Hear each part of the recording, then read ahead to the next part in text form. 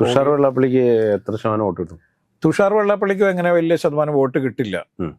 കഴിഞ്ഞ പ്രാവശ്യം PC Thomas 17% അത്രയും വോട്ട് എന്തായാലും കിട്ടാനുള്ള സാധ്യത വളരെ കുറവാണ്. കാരണം അതിന്റെ കാരണം എന്ന് പറഞ്ഞാൽ, ഒന്ന് PC-ക്ക് വോട്ട് കിട്ടുന്ന കാരണം എന്ന് പറഞ്ഞാൽ അദ്ദേഹത്തിന് ഒരു കേരള കോൺഗ്രസ് പാരമ്പര്യമുണ്ട്, അദ്ദേഹത്തിന് കുറച്ചുകൂടി അവിടെ കുറെ ബന്ധുബലമുണ്ട്, അതുപോലെ തന്നെ ഈ പല ഘടകങ്ങളും ആ സമയത്തുണ്ടായിരുന്നു. പക്ഷെ ഈ തവണ അതല്ല. ഇത്തവണ ഉള്ളൊരു വിഷയം എന്ന് പറയുന്നത് UDF-ന്റെയും LDF-ന്റെയും സ്ഥാനാർത്ഥികൾ പഴയ സതീർത്ഥ്യരാണ് തമ്മിൽ ഏറ്റുമുട്ടുന്നത് എന്നുള്ളതാണ്. അപ്പോൾ സ്വാഭാവികമായിട്ടും ഈ കേരള കോൺഗ്രസ് ഏത് നിലനിൽക്കും എന്നുകൂടി ഉള്ള ഒരു തെരഞ്ഞെടുപ്പ് കൂടിയാണ്. ഏതെങ്കിലും ഒരു കേരള കോൺഗ്രസിന് മാത്രമേ നിലനിൽപ്പ് ഉണ്ടാവുള്ളൂ.